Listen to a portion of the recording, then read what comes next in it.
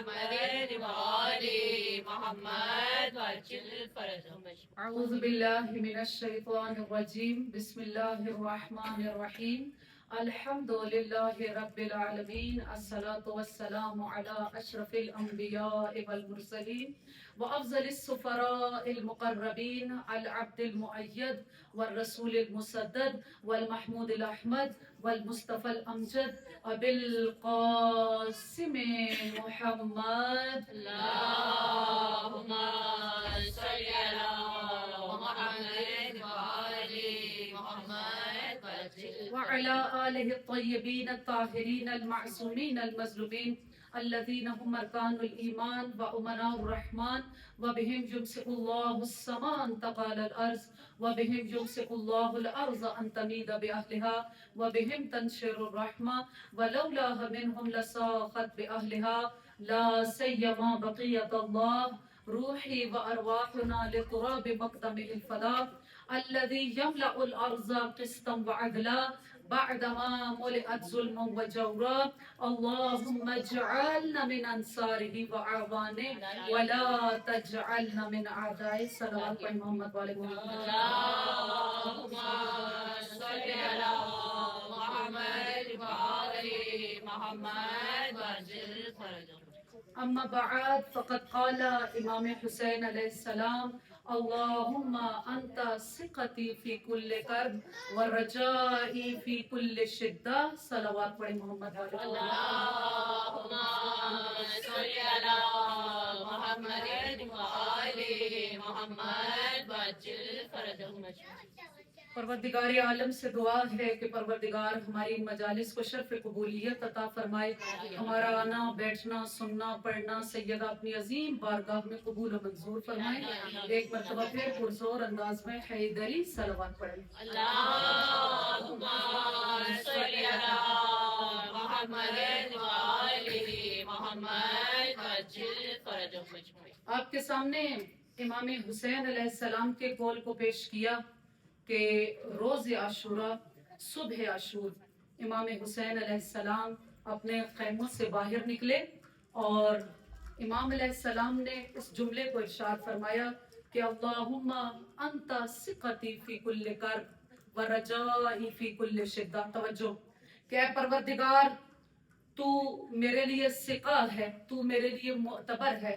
حسین جس پر اعتماد کرتے ہیں، حسین جس پر ٹرسٹ کرتے ہیں، ہر کرب میں ہر مشکل میں وہ پروردگار تو ہے. ورجائی عند کل شدہ، اور ہر شدت میں ہر پریشانی میں ہر مشکل میں اگر کوئی امام حسین علیہ السلام کی امید ہے تو وہ اے پروردگار تو ہے. ایسے عالم میں ہم سب جانتے ہیں کہ ہمارے اوپر بھی مشکلات آتی ہیں، پریشانیاں آتی ہیں، انسان بلاؤں میں مبتلا ہوتا ہے. لیکن ذرا تصور کیجئے کہ کیا کربلا کے میدان میں جو مصائب امام حسین علیہ السلام کو پیش آئے ویسے مصائب دنیا میں کسی کو پیش آئے؟ 30,000 کا لشکر ہے جو 72 کے مقابل ہے. پانی بند ہو چکا ہے، محاصرہ ہے. امام علیہ السلام نے شب عاشوری اپنے تمام اصحاب سے کہہ دیا تھا کہ کل کا جو دن طلوع ہونا ہے وہ ہماری شہادت کا دن ہے. امام جانتے ہیں کہ عصر عاشور کے بعد ہماری شہادت کے بعد خیموں کی تاراجی ہوگی، بیویوں کو اسیر کر لیا جائے گا، کوفہ و شام کی منازل آئیں گی. لیکن اس کے باوجود امام علیہ السلام کا جو جملہ ہے وہ کیا ہے کہ اللہم انت ثقتی فی کل کرب. اے پروردگار تو میری واحد امید ہے.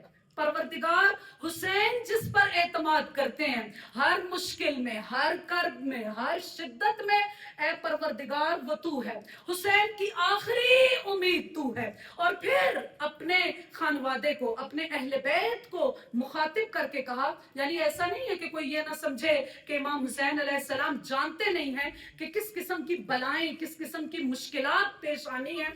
امام علیہ السلام نے اپنے اہل بیت کو مخاطب کیا اور کہا کہ इस्तअद्दू बिलबला, कि उन बलाओं के लिए, उन मुश्किलात के लिए तैयार हो जाओ जो मेरे बाद तुम्हारे ऊपर आने वाली हैं। वअलमू अन्ना रब्बकुम हामीकुम व हाफिज़कुम, और ए मेरे अहले बैत, ए खानवादा रसूल, ए खानवादा अहले बैत, जान लो कि सिर्फ तुम्हारा रब ही तुम्हारा हाफिज है और तुम्हारा हामी और मददगार है।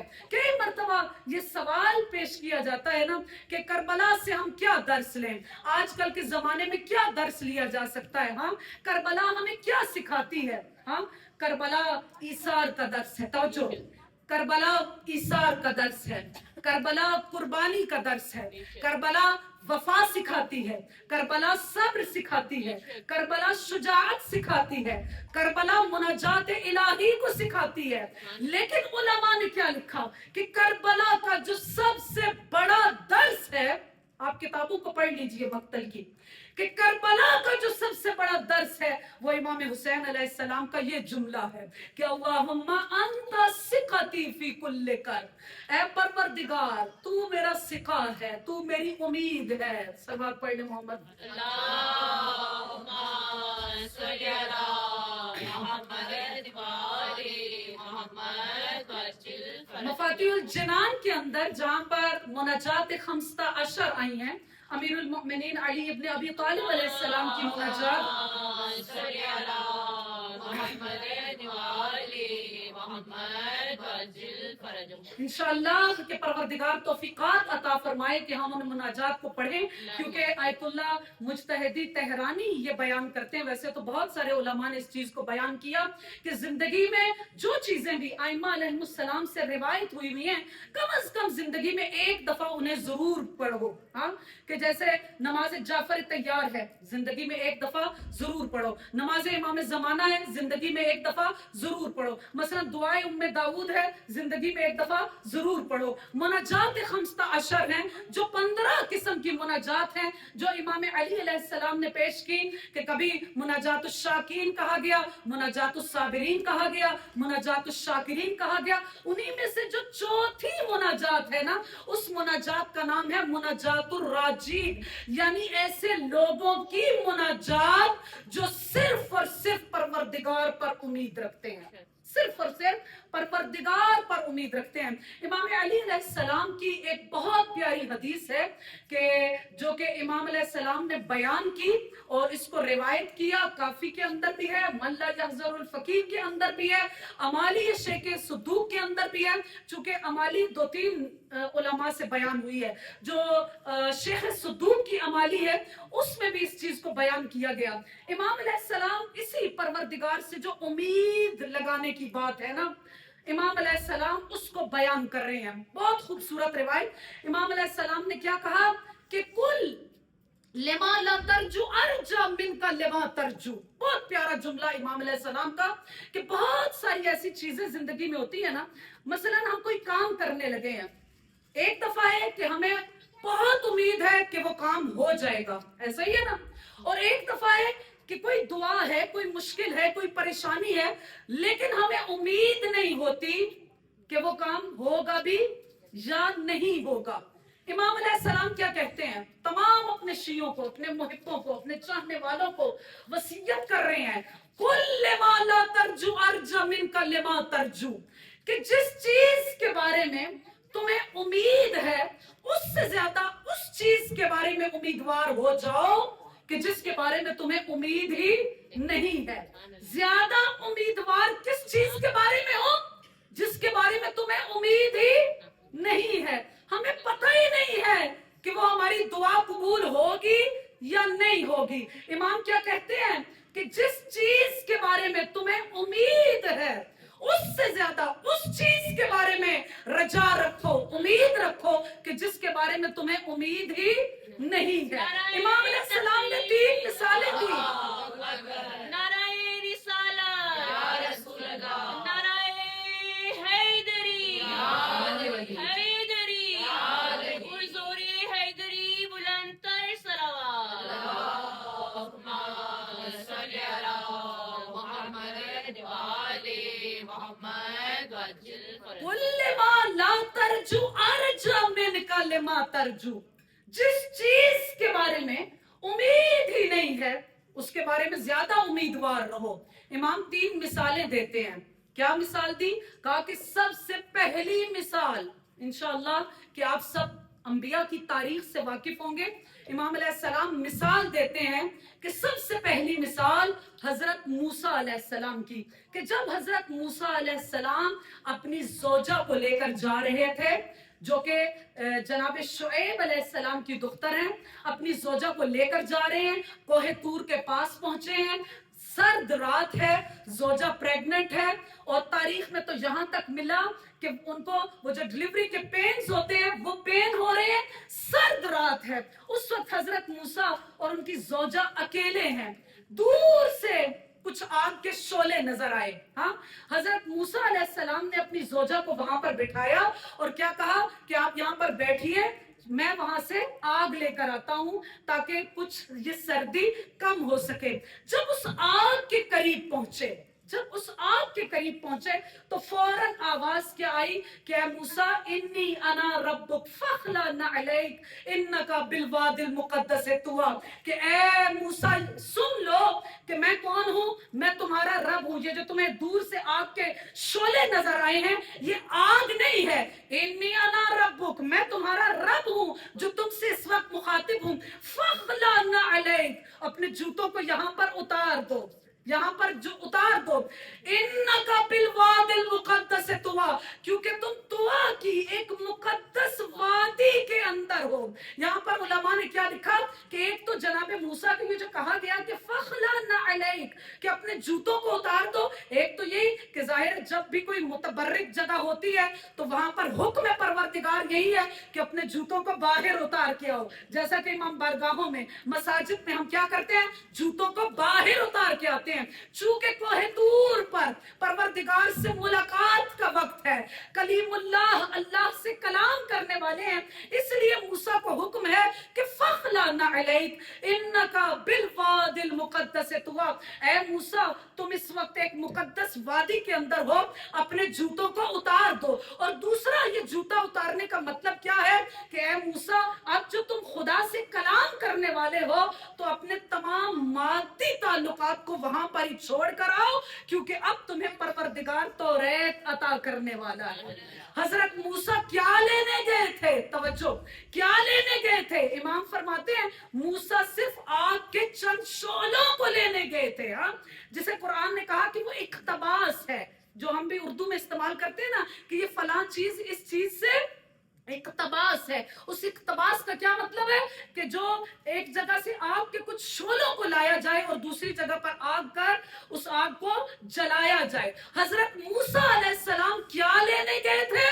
सिर्फ आग लेने गए थे, लेकिन जब कोहे तूर से वापस आए हैं, अल्लाह से कलाम करके आए हैं, तौरात की तख्तियां लेकर आए हैं। कुल्ले मा ला तरजू अर्जा मिनका लेमा तरजू, जिस चीज की तुम्हें उम्मीद ही नहीं है, हाँ, जिस चीज की उम्मीद ही नहीं है वहां पर परवरदिगार से उस उम्मीद को रखो। दूसरी मिसाल जो इमाम अलैहिस्सलाम ने दी वो मलका सबा बिल्कीस की दी। वो तमाम वाकया आप सबके जहनों में है कि हजरत सुलेमान अलैहिस्सलाम अपने तख्त पर परवाज कर रहे थे, हुदहुद नजर नहीं आया, और जब हुदहुद आया तो उसने बताया कि मैंने एक इलाके को देखा है, तवज्जो, एक इलाके को देखा है कि जहां पर एक औरत हुक्मरान है।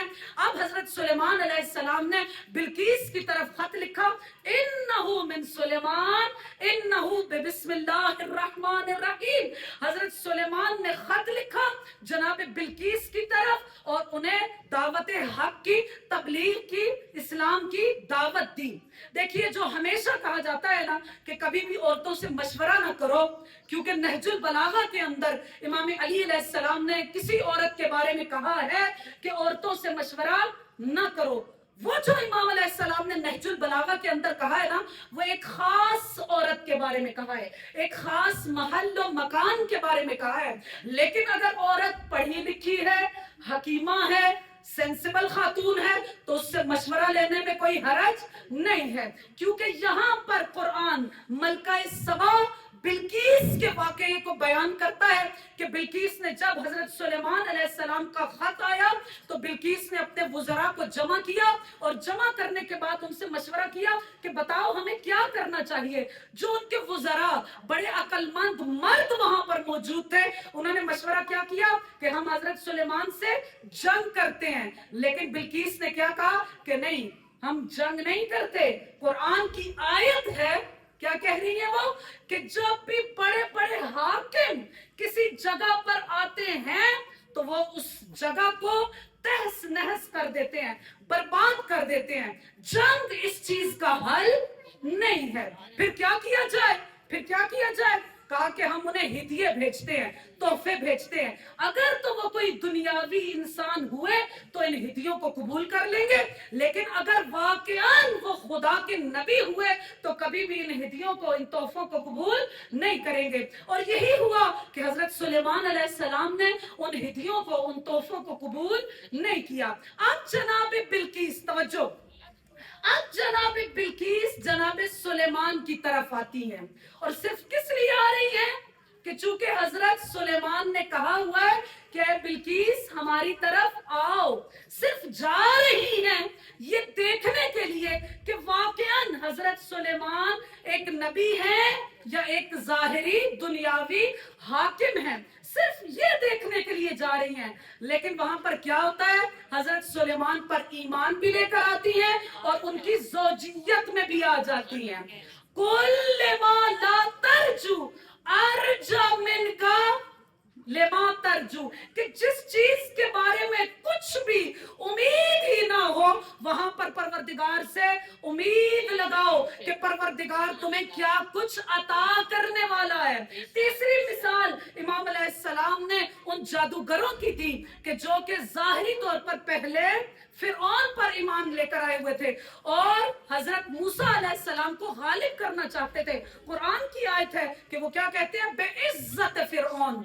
वही जादूगर जो बाद में ईमान लेकर आते हैं, पहले क्या कहते हैं, बेइज्जत फिरौन इन्नका अलल गालिबून, कि हम बेशक बहुत जल्द मूसा पर गालिब आ जाएंगे। लेकिन जब मूसा अलैहिस्सलाम वो अपना असा दिखाते हैं, उनको शिकस्त दे देते हैं, तो वहां पर वही जादूगर वो क्या कहते हैं, आमन्ना बिरब्बि मूसा व हारून। इमाम अलैहिस्सलाम क्या कहते हैं, जिस चीज की उम्मीद ही ना हो वहां पर अल्लाह से उम्मीद रखो कि परवरदिगार तुम्हें क्या अता करने वाला है। जादूगर पहले फिरौन के साथी थे, लेकिन उसके बाद वक्त के नबी पर ईमान लेकर आते हैं और शहादत के भी दर्जे पर फाइज होते हैं। नाराए तकबीर, अल्लाहु अकबर, नाराए रिसालत, नाराए हैदरी, हैदरी, पुरज़ोरे हैदरी, बुलंदतर सलावत, सल्ली अला मुहम्मद व आले मुहम्मद। इमाम बताना चाहते हैं कि हर हाल में जो हमारी आखिरी उम्मीद है वो कौन होना चाहिए, वो परवरदिगार की जात होना चाहिए। अगर किसी पर तवक्कुल रखना है तो वो परवरदिगार की जात पर रखना है। अगर किसी पर भरोसा रखना है तो वो परवरदिगार की जात पर रखना है। अगर किसी के साथ रजा और उम्मीद रखनी है तो वो परवरदिगार की जात के साथ। और अगर परवरदिगार के साथ रजा और उम्मीद और तवक्कुल भरोसा नहीं करेंगे, उसको सिखा नहीं समझेंगे, उसको रजा नहीं समझेंगे, तो फिर क्या होता है। वहां पर हजरत यूसुफ अलैहिस्सलाम की दास्तान है कि परवरदिगार के सामने हजरत यूसुफ अलैहिस्सलाम ने 2 मरतबा ताज्जुब किया। जब हजरत यूसुफ अलैहिस्सलाम को कुएं में गिराया गया तो कुएं में गिरे, हम सब जानते हैं कि वहां पर फरिश्ता आ गया और उन्हें उससे बचा लिया कि उन्हें कोई नुकसान पहुंचे। लेकिन फरिश्ते ने क्या देखा कि हजरत यूसुफ अलैहिस्सलाम मुस्कुरा रहे हैं। हाँ, फरिश्ते ने पूछा कि ए यूसुफ, ये कौन सा मकाम है कि आप यहाँ पर कुएं के अंदर हैं। आपके भाइयों ने यहाँ पर मार कर गिरा दिया, रस्सियों से बांधा, मारा पीटा, कुएं में गिरा दिया। आप जब कुएं में गिर गए हैं, उसकी तह में पहुंच गए हैं, तो आप क्या कर रहे हैं, आप मुस्कुरा रही हैं। ये कौन सा मुस्कुराने का मकाम है। हजरत यूसुफ अलैहिस्सलाम ने अपने ताज्जुब को बयान किया, कहा कि एक मर्तबा मैं अपने 11 भाइयों के साथ बैठा हुआ था, हाँ, اور مجھے بہت مطلب ایک اچھا لگا کہ جس شخص کے 11 بھائی ہوں اسے کون نقصان پہنچا سکتا ہے، لیکن آج وہ وقت آیا کہ انہی بھائیوں نے مجھے کیا کیا ہے، مجھے رسیوں سے باندھا ہے، مجھے مارا پیٹا ہے اور مجھے کنویں میں گرا دیا ہے۔ اس وقت پروردگار کی آواز آئی کہ اے یوسف کیوں ہمارے غیر پر تکیہ کیا، کیوں ہمارے غیر پر اعتماد کیا، چونکہ انبیاء سے جو ترک اولا ہوا اس کی وجہ سے، چونکہ ہمارے غیر پر ایک لمحے کے لیے توکل کیا، پروردگار نے اس ترک اولا کے بدلے میں آپ کو کیا کیا ہے، اس کنویں میں گرا دیا۔ دوسرا تعجب کہاں پر ہوا؟ ہم سب جانتے ہیں کہ حضرت یوسف علیہ السلام کو زندان میں ڈالا گیا۔ حضرت یوسف علیہ السلام تعبیر خواب کو بیان کرتے ہیں۔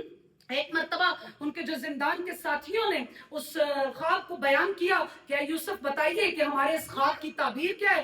دونوں اشخاص نے بتایا تو حضرت یوسف علیہ السلام نے تعبیر خواب کو بیان کیا کہ دیکھو کیا ہوگا، کہ ایک کو تو کہا کہ تم دوبارہ بادشاہ کے مقرب ہو جاؤ گے، تمہیں آزادی مل جائے گی، لیکن دوسرے شخص کو کیا کہا کہ نہیں، تمہیں کچھ دنوں کے بعد سولی پر لٹکا دیا جائے گا۔ بہرحال ان دونوں اشخاص کو جب زندان سے رہائی مل رہی تھی تو حضرت یوسف علیہ السلام نے اس شخص کو جو کہ بادشاہ کا مقرب ہونے والا تھا اس سے کیا کہا کہ جب بادشاہ کے پاس پہنچنا نا تو جا کر یہ کہنا کہ یوسف کہہ رہے ہیں کہ ہماری بھی کچھ خبر لو، ہم یہاں زندان میں پڑے ہوئے ہیں۔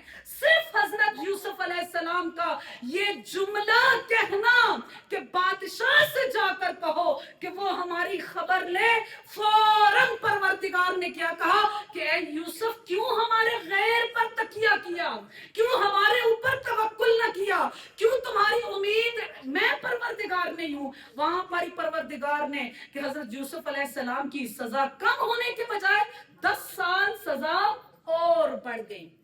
سلوات پڑھ لے محمد پر۔ اللہم صلی علی محمد وآل محمد۔ سوال یہ اٹھتا ہے کہ جو بھی کہہ رہی ہوں کہ پروردگار پر توکل رکھو، پروردگار پر امید رکھو، یہ امید کیسے پیدا ہوتی ہے؟ توجہ، کیسے امید پیدا ہوتی ہے؟ علماء کیا کہتے ہیں، روایات کیا کہتی ہیں؟ جب پروردگار کی معرفت ہو جائے گی، جب اس کی شناخت ہو جائے گی تو کیا ہوگا؟ تمہیں پروردگار سے امید ہو جائے گی، پروردگار تمہارا منشا و مأوا ہو جائے گا، پروردگار تمہاری رجا ہو جائے گی، تم اس پر متوکل ہو جاؤ گے، تم اس پر بھروسہ رکھنے والے ہو جاؤ گے۔ لیکن سوال پھر وہی اٹھتا ہے کہ یہ معرفت، یہ شناخت ہم پروردگار کی کیسے پیدا کریں؟ کیا موٹی موٹی کتابوں کو پڑھا جائے؟ توجہ، کیا موٹی موٹی کتابوں کو پڑھا جائے، الہیات کو پڑھا جائے، عقائد کو پڑھا جائے؟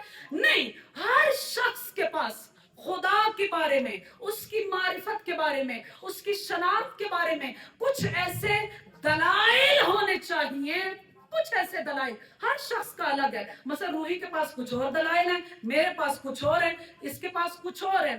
کچھ ایسے دلائل ہر شخص کے پاس ہو کہ اس کا رابطہ پروردگار کے ساتھ کیسا ہونا چاہیے، کیسا ہونا چاہیے۔ ویسے تو ائمہ علیہ السلام کی روایات سے جو استفادہ ہوتا ہے، ائمہ نے بہت سارے طریقے بتائے، لیکن ایک دو طریقے یہاں آج کی مجلس میں بتاؤں گی کہ کس طرح پروردگار پر توکل کیا جا سکتا ہے، پروردگار کو کیا سمجھا جائے۔ کہا بالکل پروردگار کا اور تمہارا رشتہ وہی ہونا چاہیے جو ایک ڈاکٹر کا اور ایک مریض کا ہوتا ہے۔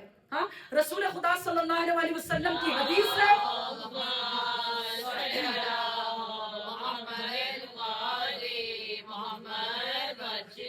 رسول خدا کی حدیث ہے کہ یا عباد اللہ، اے اللہ کے بندو، انتم کل مرضا، تم لوگ مریضوں کی طرح ہو، وربکم کالطبیب، اور تمہارا رب جو ہے وہ ایک ڈاکٹر کی طرح ہے، ایک طبیب کی طرح ہے۔ ہم جب کسی ڈاکٹر کے پاس جاتے ہیں، خدا نہ کرے کہ کسی کو کوئی مسئلہ پیش آئے، مثلا مجھے ہی پیش آیا، میرے شولڈر میں پین تھا، تو ہم کیا ہے کہ جب کسی ڈاکٹر کے پاس جاتے ہیں، کسی آرتھوپیڈک کے پاس جاتے ہیں تو وہاں پر جا کر کیا اس سے یہ پوچھتے ہیں کہ بتاؤ تم نے کون کون سی ڈگریاں لی ہیں، یہ پوچھتے ہیں بتاؤ تمہارے فلاں چیز میں کتنے مارکس آئے تھے، ڈگری میں تم نے کتنا اونچا نمبر لیا، یہ پوچھتے ہیں؟ نہیں۔ جب کچھ لوگوں نے بتا دیا کہ فلاں ڈاکٹر جو ہے وہ بہت قابل ہے تو ہم اس کی بات پر यकीन कर लेते हैं। हाँ, रसूल खुदा क्या कहते हैं कि अला इबादुल्लाह, ए अल्लाह के बंदो तुम सब मरीज हो। हाँ, और अल्लाह क्या है, वो तुम्हारे तबीब की तरह है। जिस तरह तुम डॉक्टर के पास जाते हो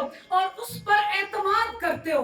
अब हम उससे ये नहीं पूछते कि डॉक्टर तुमने क्या करना है, उसने कहा कि ऑपरेशन करना है। हाँ, हम ऑपरेशन थिएटर में चले गए, उसने एनेस्थीसिया दिया, बेहोश हो गए, हमें पता ही नहीं है कि वो क्या कर रहा है। जब उठे तो हमें पता चला कि यहाँ पर पट्टी है, ये है, वो है, और उसके बाद उसने क्या कहा कि ये दवा खानी है, इस तरह आराम करना है। यानी हम मुकम्मल तौर पर, हाँ, मुकम्मल तौर पर उस पर एतमाद करते हैं। जो हमारा और डॉक्टर का जो रिश्ता होता है वो क्या है, वो मुकम्मल एतमाद का रिश्ता होता है। यही चीज आइमा अलैहिस्सलाम बयान करें कि सल्लिमुल्लाह उमूरकुम, अपने तमाम उमूर को, अपने तमाम कामों को, अपनी तमाम मुश्किलात को परवरदिगार के सुपुर्द कर दो। हाँ, कोशिश नहीं छोड़नी। अब ये कोई ना सोचे कि घर में बैठ गए हैं और अपने तमाम उमूर को परवरदिगार के ऊपर छोड़ देना है, नहीं। अलैहिल जिहाद, इमाम सज्जाद की हदीस है ना, इमाम सज्जाद क्या कहते हैं, अलैहिल जिहाद, कि मेरे ऊपर क्या है कि मैं कोशिश करूं, नतीजा मेरे हाथ में नहीं है।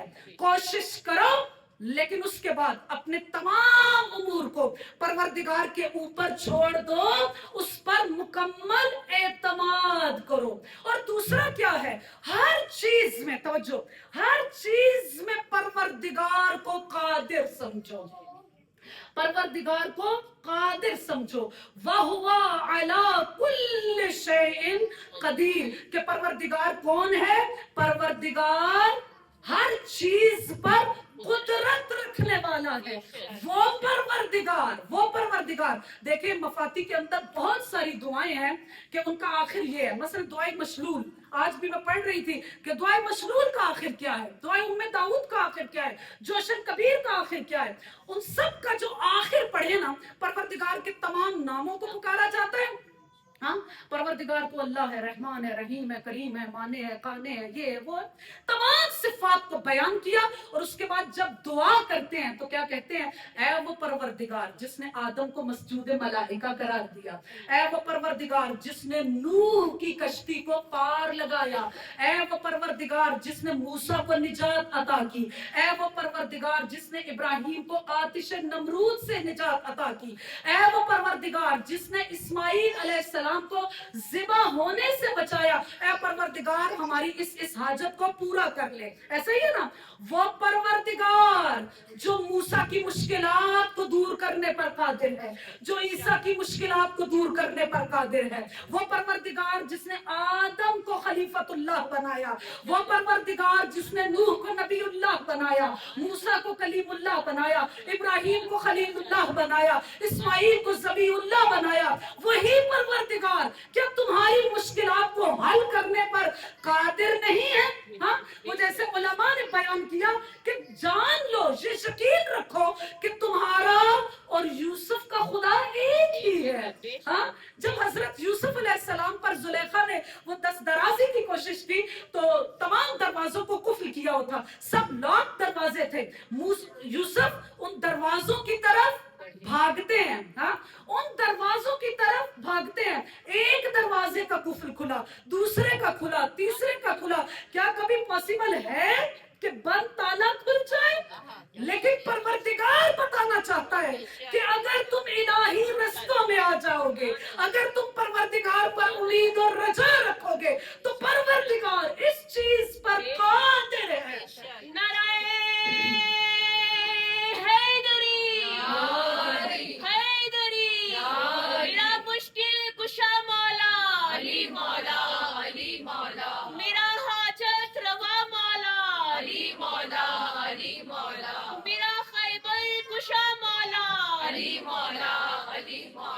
सुबह के साथ दिल बोला अली मौला, अली मौला, कुल्ले ईमान नारे हैदरी, मुर्ज़ुरे हैदरी बुलंदतर सलावत, सल्ले अला मुहम्मद वाले मुहम्मद। परवरदिगार कादिर ہے. اور تیسری چیز جو ائمہ علیہ السلام بتاتے ہیں کہ پروردگار کو کیا سمجھا جائے, پروردگار کو حکیم سمجھا جائے. اس کا کوئی بھی کام حکمت سے خالی نہیں ہے. جو کچھ بھی احکامات پروردگار کے جو بھی احکامات ہیں ان سب کے اندر حکمت موجود ہے, چاہے ہمیں اس کا فلسفہ معلوم ہو یا نہ ہو. پروردگار کو حکیم سمجھا جائے.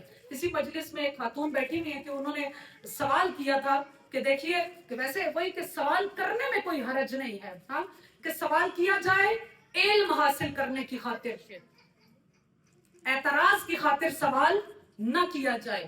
کہ جیسا کہ امام موسیٰ کاظم علیہ السلام کے سامنے بھی جب ہارون رشید آیا تھا نا,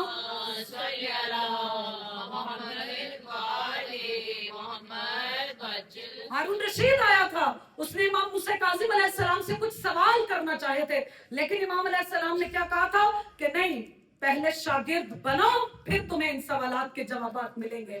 پہلے اپنے زانوِ تلفظ کو طے کرو, اپنے آپ کو شاگرد سمجھو کہ ہاں استاد سے کچھ سوال پوچھنے کے لیے آیا ہوں, تو تب میں تمہارے سوالات کے جوابات دوں گا. مثلا سوال کیا کیا گیا کہ بتائیے کہ مثلا ظہر عصر کی جو نماز ہے اس کو آہستہ کیوں پڑھا جاتا ہے. آپ کو اس کو برا نہ سمجھے کہ ظہر عصر کی نماز کو آہستہ کیوں پڑھا جاتا ہے, مغرب عشاء فجر کو بلند آواز سے کیوں پڑھا جاتا ہے.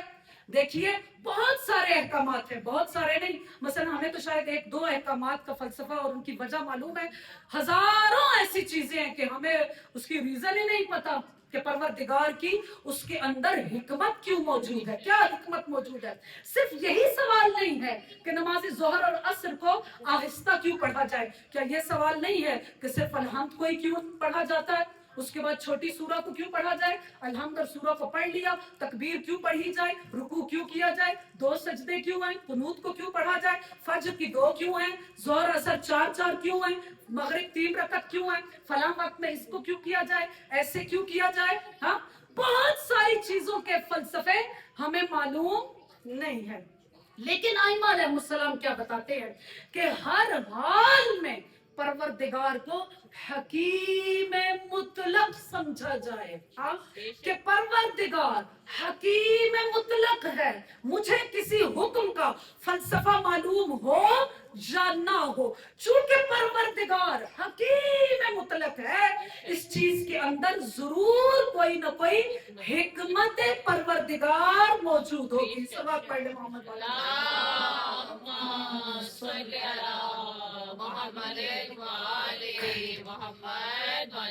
مجلس کا آخر ہے.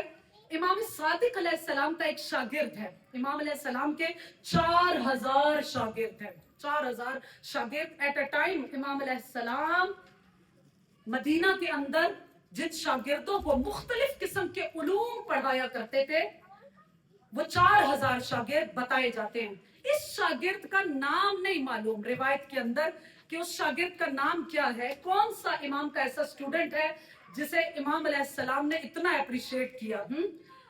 صرف روایت کے اندر کیا ہے, لبعض تلاميذه, امام علیہ السلام کے شاگردوں میں سے ایک شاگرد سے امام علیہ السلام نے سوال پوچھا. دیکھیے وقت کا امام, سپرمین اسلام, رئیس مذہب جعفریہ, امام جعفر صادق علیہ السلام اپنے شاگرد سے اپنے شاگرد سے پوچھتے ہیں کہ بتاؤ تم اتنا عرصہ میرے ساتھ رہے, ہاں, تم نے کیا حاصل کیا. آپ شاگرد کے جوابات بھی سنیے گا, لیکن جو قابل تأمل چیز ہے وہ کیا ہے کہ امام علیہ السلام جب وہ 8 جواب دیتا ہے, ہر جواب کے بعد امام علیہ السلام نے اسے کیا کہا, احسنت واللہ, یعنی you did well, تم نے بہت اچھا جواب دیا. جیسے ہمارا اسٹوڈنٹ ہماری توقع سے زیادہ کوئی اچھی بات کرے نا تو ہم اسے کیا کہتے ہیں, ایکسیلنٹ, آؤٹ اسٹینڈنگ, یہی ترجمہ ہے اس جملے کا, احسنت واللہ. امام جعفر صادق علیہ السلام اپنے شاگرد کو ایک روایت کے اندر, ایک جواب کے اندر 8 مرتبہ احسنت واللہ کہتے ہیں. کہا کہ بتاؤ تم نے کیا سیکھا, ہمارے دروازے پر ہے اگر یہی سوال امام علیہ السلام ہم سے پوچھیں تو سب کے پاس جواب ہونا چاہیے کہ ہم نے کیا سیکھا اس طرح اہل بیت پر. امام علیہ السلام پوچھ رہے ہیں کہ بتاؤ تم نے کیا سیکھا، اور وہ شاگرد ایک ایک کر کے جواب بتا رہے ہیں. کیا کہتا ہے؟ کہا کہ مولا میں نے سب سے پہلی چیز جو سیکھی، توجہ، سب سے پہلی چیز جو سیکھی وہ یہ تھی کہ ہر کسی کو کیا ہے، مر جانا ہے، لیکن اگر کوئی امیر ہے، کوئی غریب ہے، کچھ بھی اپنے ساتھ لے کر نہیں جاتا. جو امیر ہے، جو بینک بیلنس کا مالک ہے، جائیداد بے تحاشا ہے، یا غریب ہے، دونوں میں سے کوئی بھی کچھ بھی ساتھ لے کر نہیں جاتا.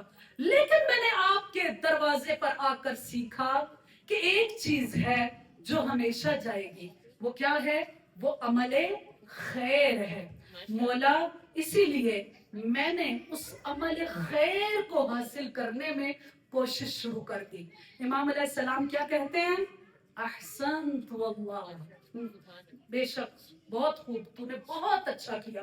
دوسری چیز اس نے کیا کہی کہ میں نے دیکھا مولا کہ کوئی حسب پر فخر کرتا ہے، کوئی نسب پر فخر کرتا ہے، کوئی اپنے علم پر فخر کرتا ہے، کوئی اپنے حسن پر فخر کرتا ہے، کوئی اپنی اولاد پر فخر کرتا ہے. ہاں ایسا ہی ہے نا.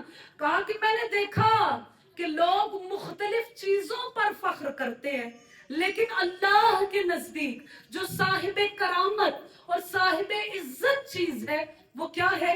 ان اکرمکم عند اللہ اتقاکم، کہ بے شک اللہ کے نزدیک صاحب عزت وہ ہے جو تم میں سے سب سے زیادہ با تقوی ہے.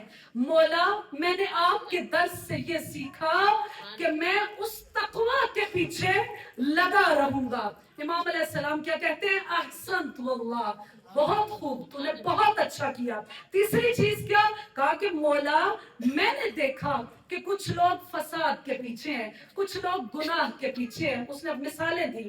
ہاں کچھ لوگ موسیقی کے پیچھے ہیں، خدا نہ کرے کہ کچھ زنا کے پیچھے ہے، کچھ شہوت کے پیچھے ہے. کہا لیکن مولا میں نے آپ کے درس سے یہ سنا، آپ کے درس سے یہ سنا کہ اپنے نفس کو اپنے قابو میں رکھو. کہا کہ مولا میں ہر لمحہ اس کوشش میں رہتا ہوں کہ میں اپنے نفس کو قابو میں رکھوں. ہاں امام علیہ السلام نے کیا کہا؟ احسنتم واللہ، بے شک تو نے بہت اچھا کیا. اس نے چوتھی چیز کیا بیان کی؟ کہا کہ میں نے مولا دیکھا اس دنیا میں کہ ہر شخص اپنی قیمتی چیز کو کیا کرتا ہے؟ اس کی حفاظت کرتا ہے، لاک لگا کے رکھتا ہے. ایسا ہی نا، بہت مہنگی گاڑی ہے یا سستی گاڑی ہے، ہم کیا کرتے ہیں؟ اس کو لاک لگا کے رکھتے ہیں. خواتین کے پاس زیور ہیں، ان کو اپنی اولاد سے، اپنے شوہروں سے بھی چھپا کر رکھتے ہیں. جس کے پاس جو قیمتی چیز ہے وہ اس کی حفاظت کرتا ہے. کہا مولا میں نے دیکھا کہ اس دنیا میں جو سب سے قیمتی چیز ہے وہ ثواب ہے، اور مولا میں ہر لمحہ یہ کوشش کرتا ہوں کہ اس ثواب کی حفاظت کروں. واٹس ایپ پر، مختلف جگہ پر آپ نے ایک چیز کو ہمیشہ پڑھا ہوگا کہ اپنی نیکیوں کو ایسے تھیلے میں نہ ڈالو کہ جس کے اندر سوراخ ہے. نیکیاں کر بھی رہے ہیں لیکن وہ نیچے سے خالی ہوتا جا رہا ہے. ایک مرتبہ جناب رسول خدا صلی اللہ علیہ وآلہ وسلم نے ارشاد فرمایا،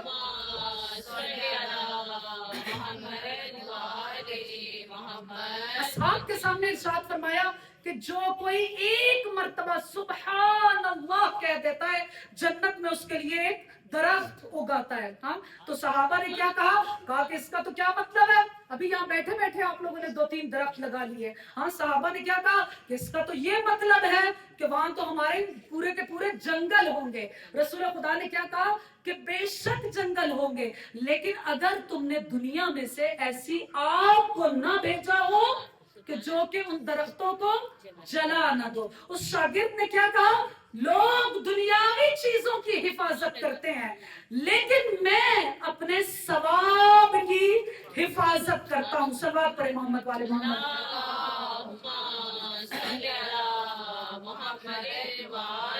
پھر اس نے اگلی چیز کیا بیان کی؟ کہا کہ مولا میں نے دیکھا کہ لوگ ایک دوسرے کے دشمن ہیں، ایک دوسرے سے کیا کرتے ہیں؟ کینہ رکھتے ہیں، ایک دوسرے کے دشمن ہوئے ہیں. لیکن میں نے جب قرآن کو دیکھا اور آپ کے در پر آیا تو میں سمجھا کہ بے شک شیطان تمہارا کھلا دشمن ہے، میں نے لوگوں سے دشمنیوں کو چھوڑ دیا اور میں نے اپنا حقیقی دشمن صرف اور صرف شیطان کو بنا لیا۔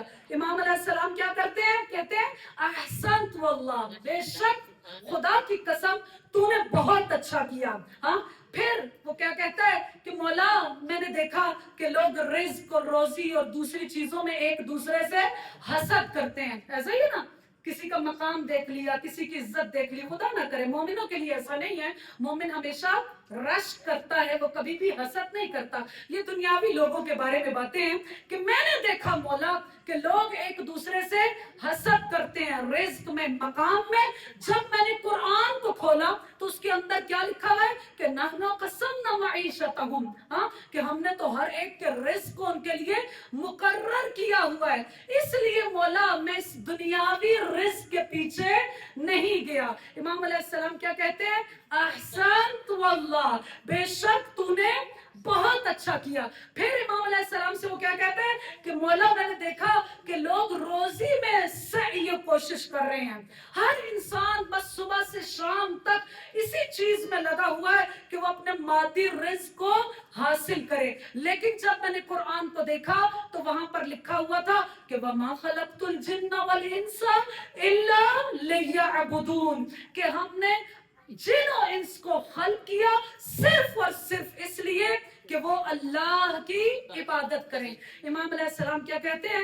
احسنت واللہ، بے شک تو نے بہت اچھا کیا۔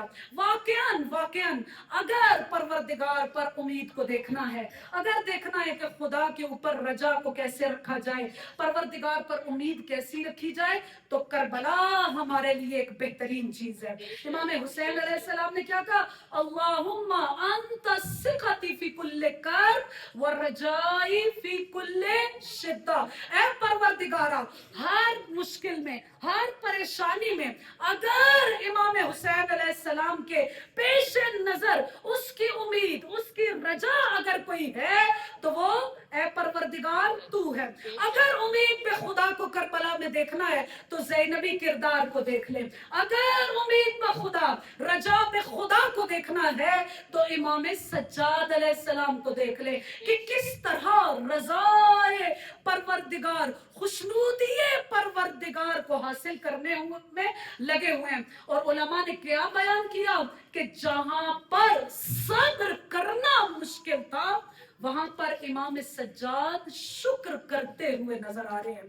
شام غریباں کی وہ منازل، شام غریباں کی وہ منازل، خیموں کی تاراجی، بیویوں کی چادروں کو لوٹ لیا گیا، خیموں کو جلا دیا گیا، لیکن اس کے بعد جب یہ آگ ٹھنڈی ہوئی نا، توجہ، جب یہ آگ ٹھنڈی ہوئی نا، امام سجاد علیہ السلام نے اپنا سر سجدہ شکر پروردگار میں رکھا۔ پوری رات وہ شام غریبہ کی امام سجاد علیہ السلام شکر پروردگار کرتے ہوئے نظر آتے ہیں۔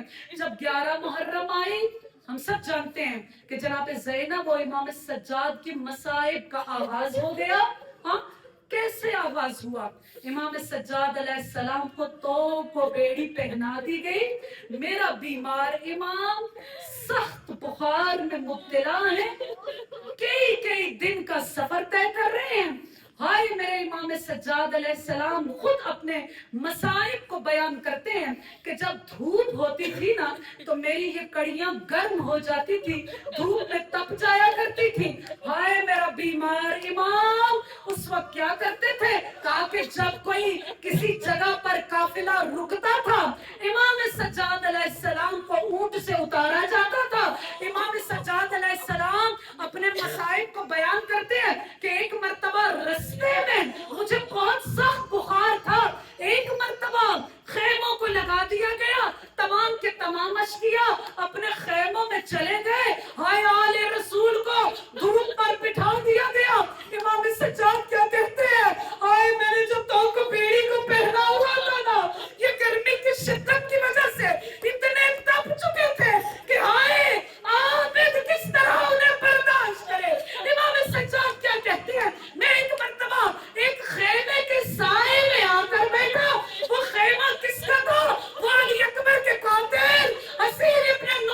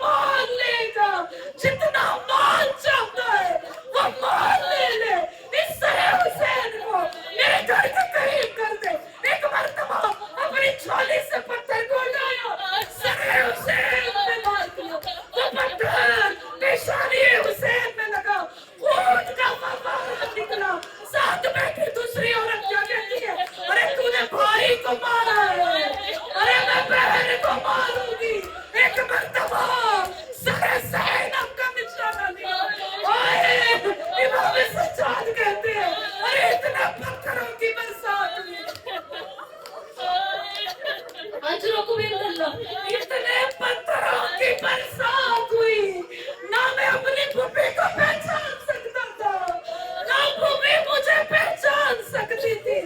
ارے شامی عورتیں اپنے گھروں کی جگہ پر تھی وہاں سے آپ کو برساتی تھی. امام سجاد کیا کہتے ہیں؟ آئے میرے ہاتھ بس پشت بندے ہوئے تھے آگ میرے سر میں لگی لیکن میں اس آگ کو بجھا نہ سکتا تھا. اجرکم عند اللہ اجرکم عند اللہ. بازار کی منزل سے گزرنے کے بعد آ گئی وہ منزل جسے دربار شام کہا جاتا ہے. ارے یہ وہ منزل ہے کہ زینب جب اپنی ماں کی قبر پر گئی ہے نا تو بی بی یہی کہتی تھی اے اماں سب سے بڑی مشکل جو تھی وہ زینب کی یہ مشکل تھی کہ شرابی کا دربار تھا 700 کرسی نشین میں آئے علی کی بیٹیاں بغیر چادر کے. اور بی بی بیان کرتی ہے اس دربار میں کیا ہوا وہاں کے سر حسین نوکے نیزہ پر بلند ہے عباس کا سر ہے گھوڑے کی گردن میں ہے. ارے جب وہ گھوڑا چلتا ہے نا سر عباس زمین سے مس ہوتا ہے. ایسے عالم میں قاتلین امام کو پیش کیا گیا. علی کی بیٹیاں کھڑی ہوئی ہیں اور قاتل کیا کہہ رہے ہیں اے یزید ہماری رکابوں کو سونے اور چاندی سے بھر دے. اور یزید پوچھ رہا ہے بتاؤ تم نے کیا کیا؟ کہا کہ ہم نے علی کے بیٹے کو مارا ہم نے زہرا کے لال کو قتل کیا. ایسے عالم میں نو کے نیزہ سے سر حسین کو اتارا گیا ایک تشت کو منگوایا گیا اس میں سر حسین کو رکھا گیا. ارے یزید تخت پر بیٹھا ہوا ہے سامنے سر حسین پڑا ہوا ہے. پھر ایک خاموش منگوایا گیا. ارے جب اس سے کپڑے کو ہٹایا گیا ایک خزران کی چھڑی ہے جو کہ یزید کو دی گئی. ارے یزید کیا کرتا تھا اس چھڑی سے دندان حسین پر مارتا تھا. اے حسین تیرے لب بڑے پیارے اے حسین تیرے دندان بڑے پیارے. شراب کے جام چل رہے تھے شراب پی جاتی تھی جو شراب بچ جاتی تھی سر حسین میں ڈال دیتا تھا. ایسے عالم میں بی بی کی آواز آئی او حسینہ او غربتہ او میرے غریب حسین. الا لعنت اللہ علی القوم الظالمین وسيعلم الذين ظلموا أي منقلب ينقلبون. يا الله يا محمود بحق محمد يا علي بحق علي يا فاطر بحق فاطمة يا حسين بحق حسن يا قديم الإحسان بحق حسين علیہ السلام. پروردگارا تجھے مصائب جناب زینب سلام اللہ علیہ کا واسطہ کہ خدا سب کو شام دکھائے. دربار یزید سے پہلے کی ایک منزل ہے جو زینب پر بڑی سخت تھی جسے باب السواد کی منزل کہا جاتا ہے. آج بھی اگر شام جائے نا سب سے زیادہ جو مردوں کا ہجوم ہے نا وہ اسی باب السواد پر رہتا ہے. بی بی کیا کہتی ہے ماں کی قبر پر اے اماں جب باب السواد کی منزل آئی زینب سے چلا نہ گیا. اے مردوں کے وجود کو دیکھا اے شرابیوں کے وجود کو دیکھا بے نمازیوں کے وجود کو دیکھا زینب سے چلا نہ گیا. زینب وہی بیٹھ گئی بیمار کی آنکھوں نے خون رونا شروع کر دیا. پروردگارا تجھے مصائب جناب زینب کا واسطہ مصائب امام سجاد کا واسطہ. لوگ کہتے ہیں نا کہ عابد بیمار ہوئے جب عابد سے پوچھا جاتا تھا مولا آپ کو کون سی بیماری تھی کہا مجھے یہ بیماری تھی کہ جب میری نگاہ اٹھتی تھی زینب کا کھلا سر نظر آتا تھا بے چادر بیویاں نظر آتی تھی. پروردگارا تجھے مصائب جناب زینب کا واسطہ مصائب امام سجاد کا واسطہ پروردگارا परवरदिगार हमारी इस इबादत को कसीर करके मकबूल करना, हाज़रीन की तमाम हाजात को कबूल मंजूर करना। ये दुआ की कबूलियत का वक्त होता है, बुलंद आवाज से आमीन कहा करें। परवरदिगार मरहूमीन के दर्जात को बुलंद करना, आले अलीयीन में जगह अता करना, आइम्मा का कुर्ब जवार अता करना, हौज़ कौसर से सैराब करना, साक़ी कौसर के हाथों से जाम कौसर को पीने की तौफीक अता करना, तमाम बीमारों को शिफाए कामिला व आजिला और नाफिया अता करना। जो बीमार हैं और खास तौर पर शाजी के लिए दुआ कीजिए कि परवरदिगार उन्हें बेहतरीन